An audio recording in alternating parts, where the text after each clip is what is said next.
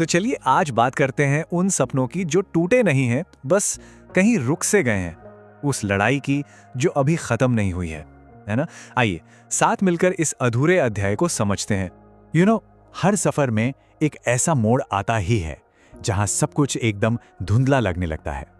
जब अपनी ही काबिलियत पर शक होने लगे और अंदर से एक धीमी सी थकी हुई आवाज पूछती है, सोच रहा है खत्म हो गया?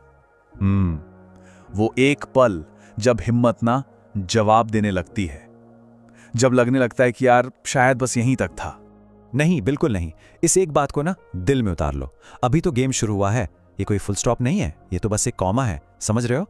एक नई चाल चलने का सिग्नल। तो फिर सवाल ये है कि यहां से आगे कैसे बढ़ें, और यहीं पर आती है उठने की कला।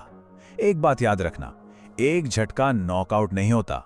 असली खिलाड़ी वो नहीं जो कभी गिरे ही ना। असली खिलाड़ी तो वो है जो हर बार गिरकर उठना जानता हो। हाँ, ठोकर लगी मान लिया, हाँ नीचे गिर गए, तो गिर गया तो क्या हुआ? ये जो सवाल है ना, ये कमजोरी का नहीं, हिम्मत का है। ये सवाल पूछना ही वापसी की तरफ पहला कदम होता है। और उठने का एक बहुत ही सीधा सा फॉर्मूला है, बस 2 कदम। पहला, हिम्मत करके देखो जहां गिरा था, उस जगह को, उस गलती को समझो। और दूसरा, ठीक वहीं से उठ जाओ, क्योंकि जहां कोई गिरता है ना, वहीं पर उठने का सबक भी तो छिपा होता है। इससे ऐसे समझो, अपनी जिंदगी एक किताब है जिसका अंत अभी लिखा नहीं गया है।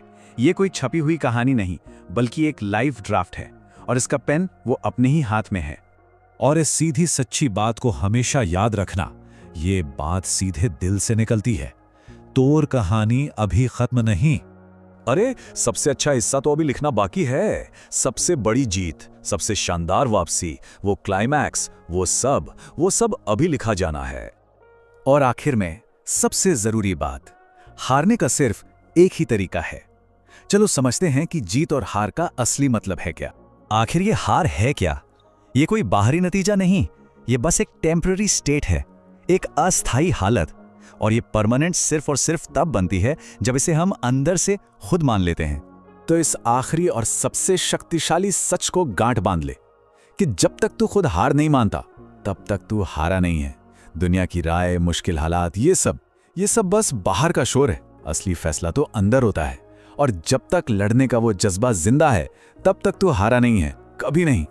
तो अब अगला अध्याय क्या लिखा जाएगा, इसका जवाब दुनिया को नहीं, खुद को देना है।